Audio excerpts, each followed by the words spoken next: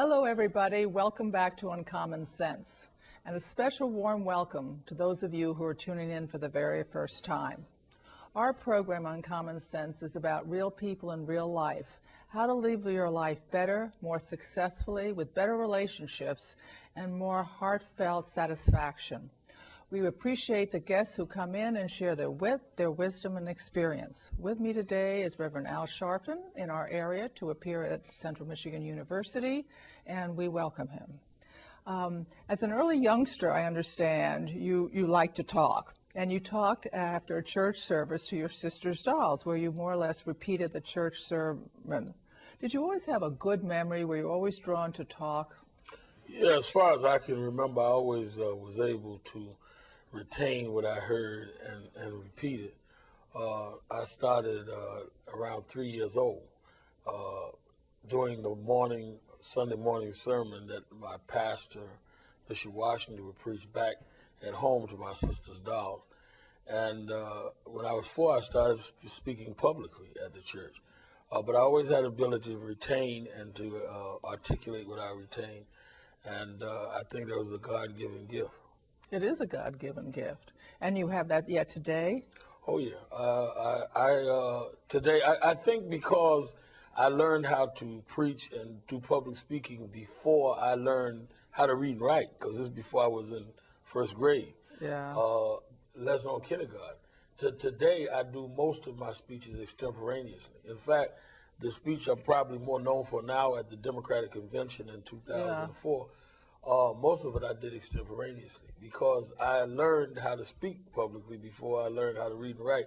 So a manuscript, even if I write it, is kind of inhibiting to me.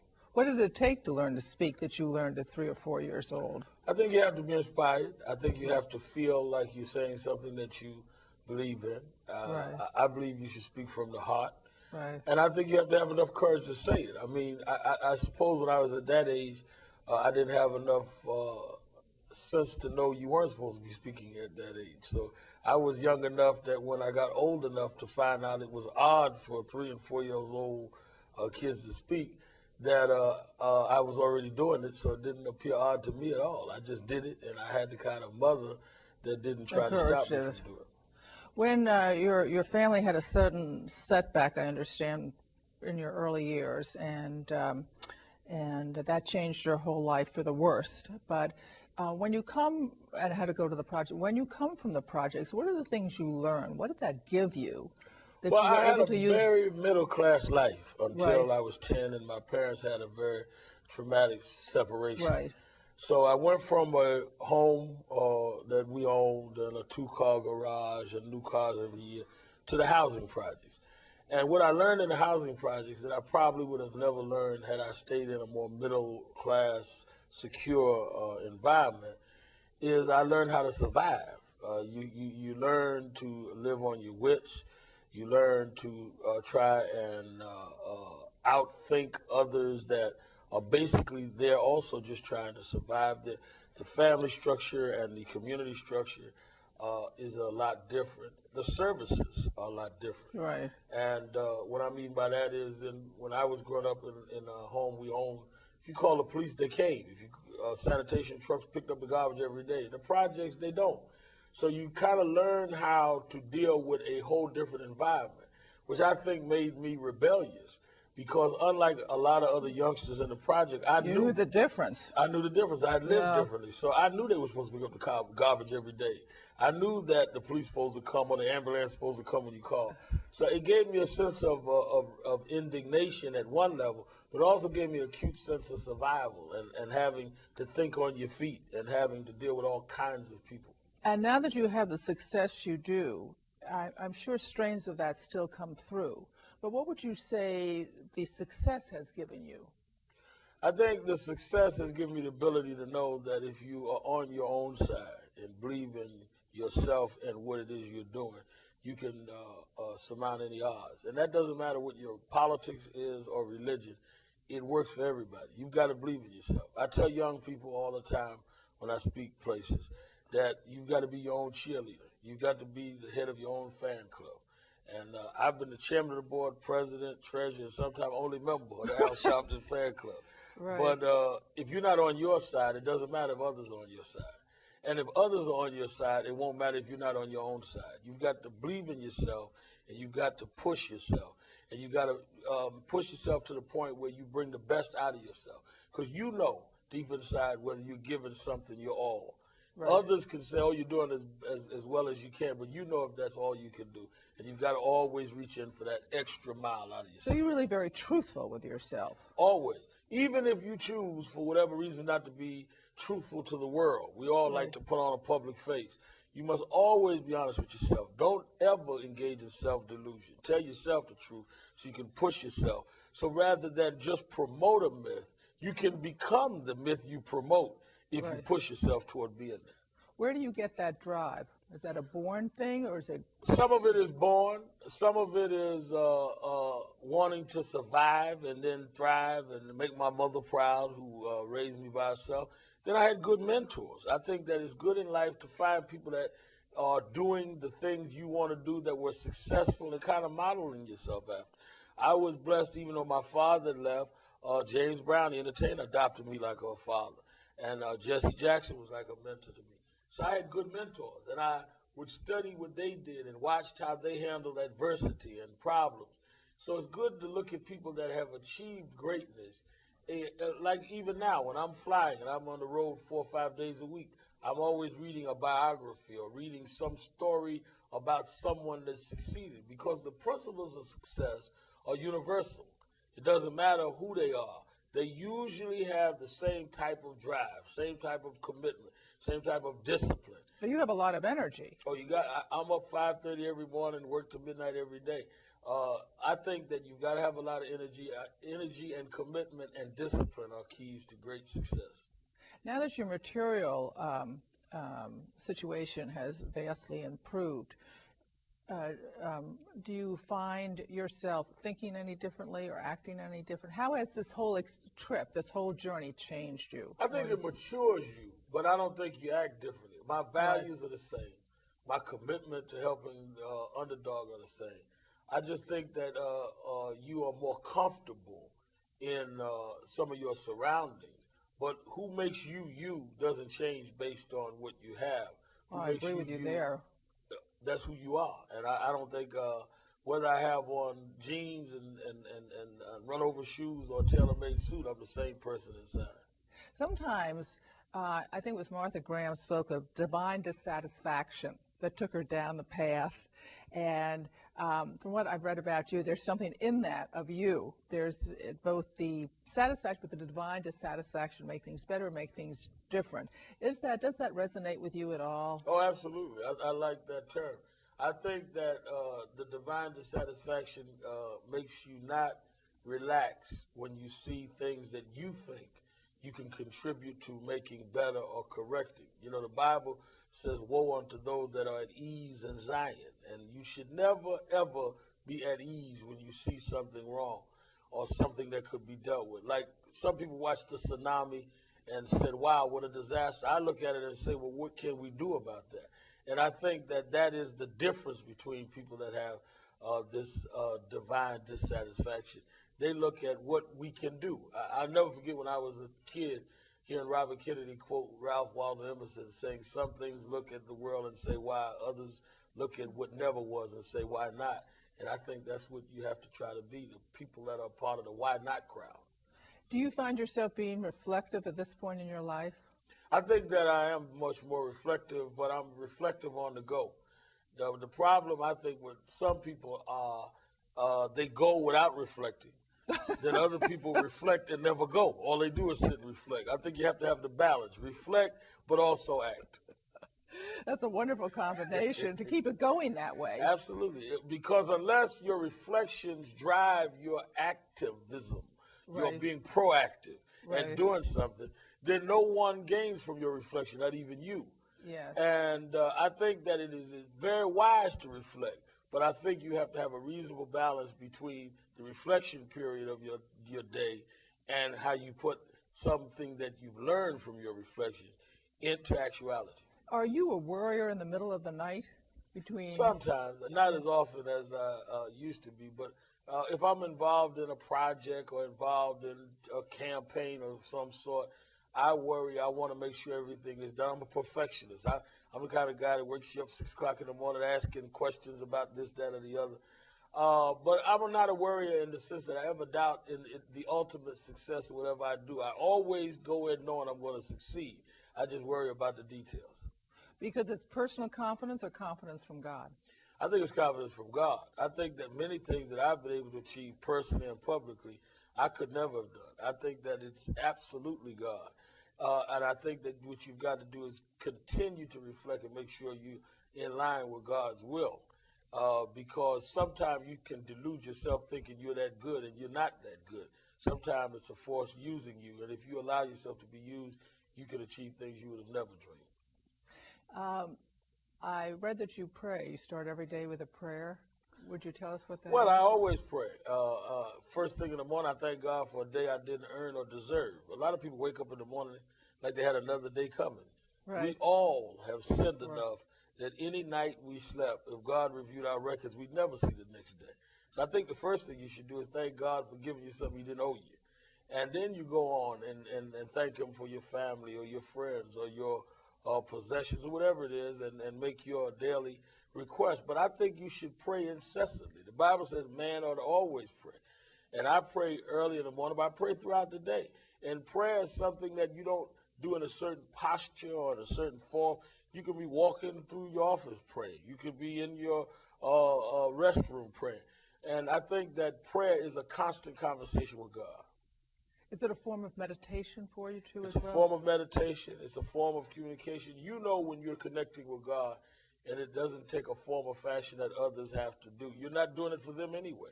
You're doing it for God. And if you're communicating with your soul to God, that's the message between you and God. Thank you, Reverend Al Sharpton. We appreciate your being with us today.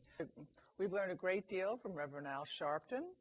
We've learned that early abilities need to be supported. In his case, he had a natural ability to remember what people said and to repeat the lecture of his pastor, of his minister, and he practiced doing that, and he was encouraged. We learned when his life changed from a middle-class life to a projects life, an assistant's life in New York, that he had a sense of indignation about how the fire and police treated perhaps both calls differently.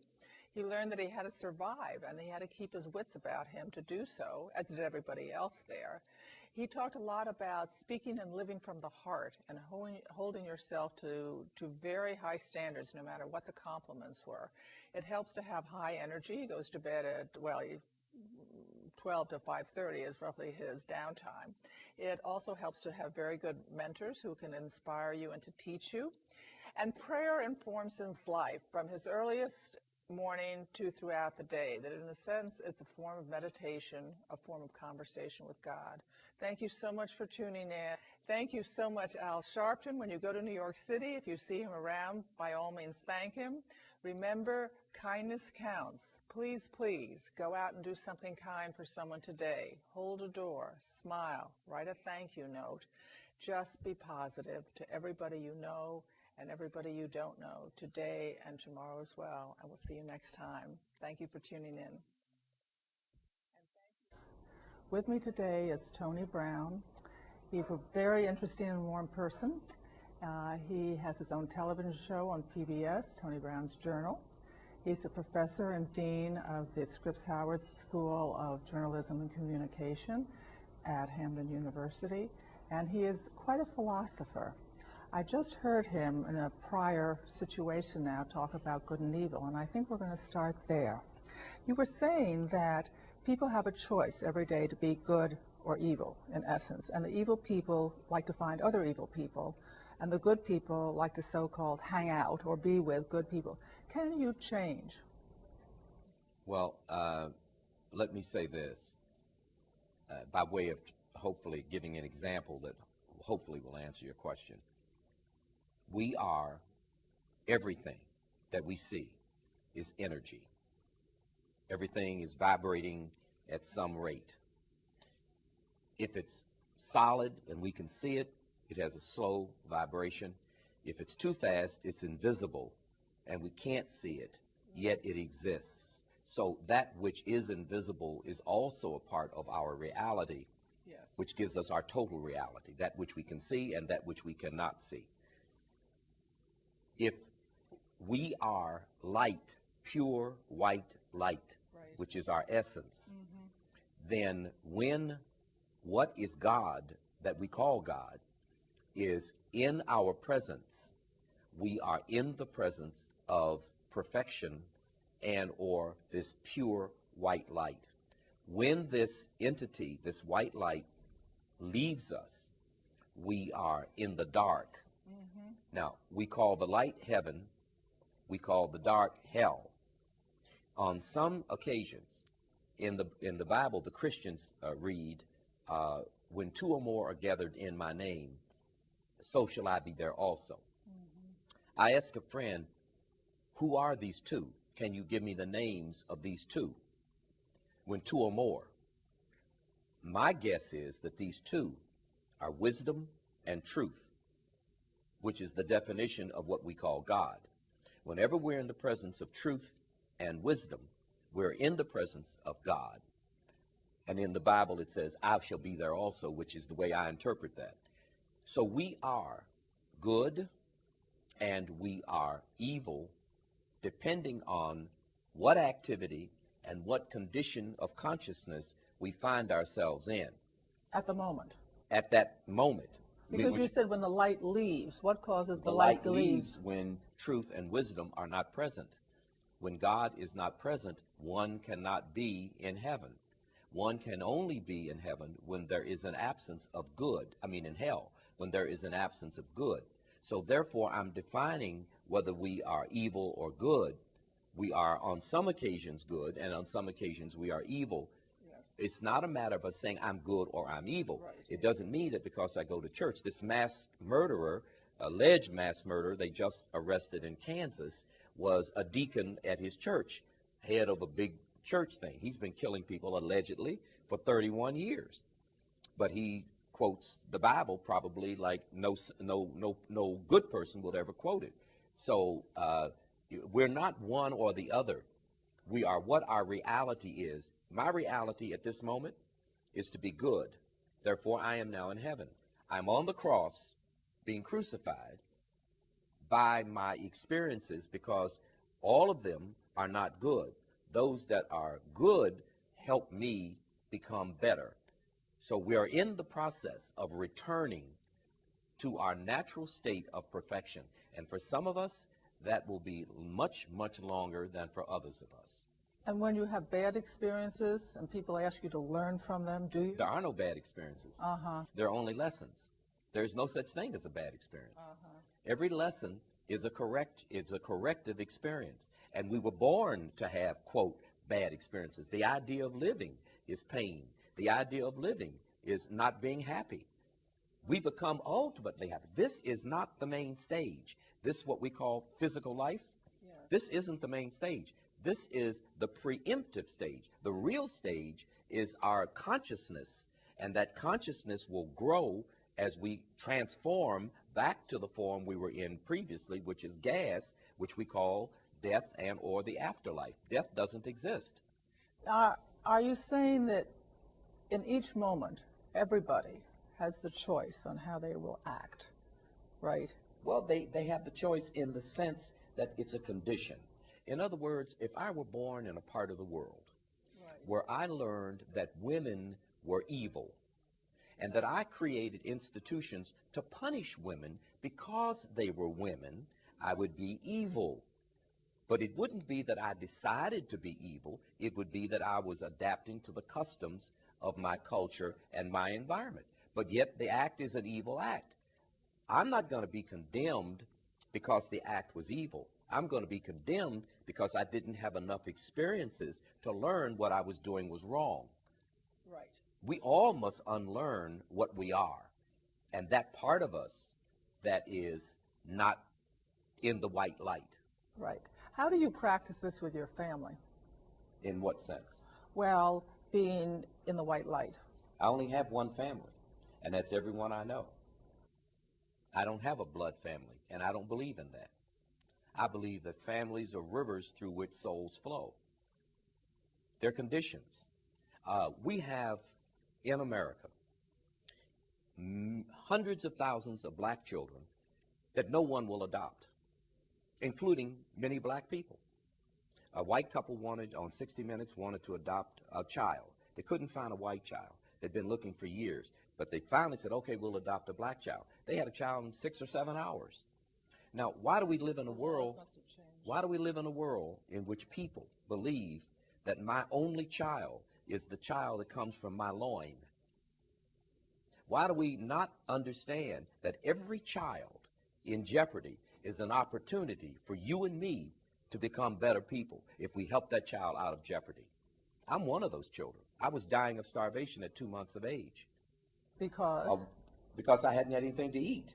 That's why you die of starvation. Well, how? And an angel, and any child whose soul is in jeopardy, is visited by at least one angel. That's the system. And this angel knocked on my door. Her name was Elizabeth Sanford. And she took me home from my postpartum depressed mother and raised me for the next 12 years of my life until she had her transformation, and gave me all the love in the world. That's why I was born. What were the values she taught you? Everything I know. Which is? There's nothing that I know that she didn't teach me, because she taught me how to think.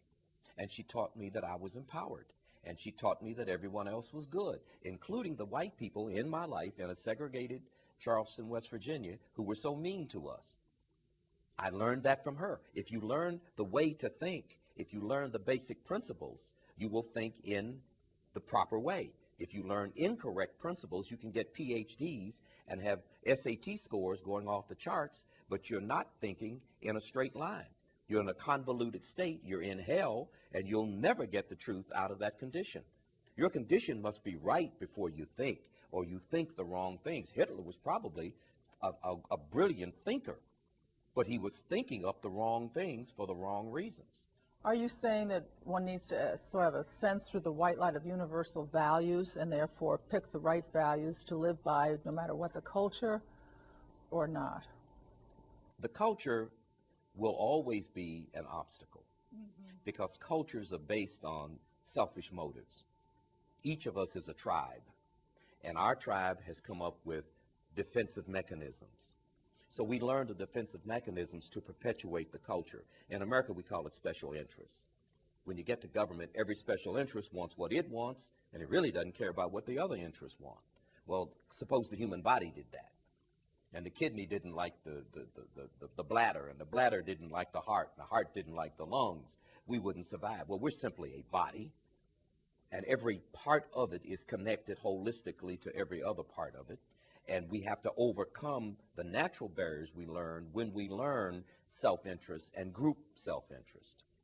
So nobody is going to be born in a situation free of the need to overcome obstacles or free of the need to grow into the light. If you don't have a mom like you did who taught you how to think straight, how does one teach oneself? It doesn't matter if you had a mom like mine. Everybody was born into a perfect situation. The person who was born with no arms and no legs was born in a perfect situation to do the perfect work. That's why that entity was born in that condition. The one rule of universal production, the first rule of universal production, is that the environment must be perfect in order for the entity to be produced. The universe took 50 billion years to make this body. And it had, first of all, create an earth and conditions on the earth that made it possible for this body to live in this environment. So if you're born into an environment, everything you need is in that environment. You and I assign values to it. We say, oh, isn't it terrible that you were dying at 2 months of age because you hadn't eaten? That was my blessing. That was my condition. And as a result of that condition, everything else came out the way it should come out. I don't have any trepidations or any regrets about my condition. I'm perfect for what I came here to do. You're perfect for what you came here to do. Yeah, I feel that. I've had white people say to me, I don't think I can make it as a black person. I mean, I think the discrimination and the segregation and the obstacles in front of you, I just couldn't handle it. I don't think that way. I'm happy every day. I mean, it's just something that I have to overcome. You're a woman. I'm sure there have been obstacles just because you were a woman. Oh, that never bothered me. Well, that's my point. Because I just thought, I mean, there are always wrinkles in life. You just have to But the walk wrinkles through them. are your blessings. Yeah, and it's never That's my bothered point. me. The wrinkles Never are your bothered me. blessings. So whatever your condition is, it's I what. took it as a challenge, actually. Well, that's healthy. Yeah, I thought that was kind of fun.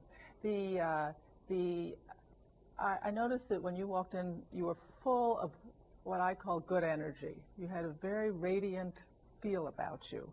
And you must work very hard. You're here in our area. No doubt you're here in many other areas. You are committed, as I said, in various ways. How do you keep yourself refreshed physically? Well, I am one of those people that they call a health nut. Oh, I want to hear about that. Well, I believe that the body is perfect. I do not believe the body was produced to die. I think if we knew and we did certain things, we would live almost forever. I think 150 years would be a short period of life if we didn't have our lifestyle, and especially our American diet, and the stresses and the inability to accept true health care other than drugs and surgery, which have become such an enormous industry that the industry has convinced us we can't live without drugs and surgery. We are in a downward spiral that is taking us to an early grave that is unnecessary. We learned a great deal from Tony Brown today. One is that we are all part of the family of man. Second, that we were brought here for a reason, and we are perfect where we are, and we are here to carry out that purpose. It is also good to remember that every interaction is one that counts, and that we have choice, and people who are evil tend to get with people who are evil, and people who are good tend to associate with people who are good. So we want to thank Tony for being with us today. And remember, please, please do something kind for someone you know today and tomorrow and thereafter, and do it for someone you don't know. And we'll see you next time. Thanks so much.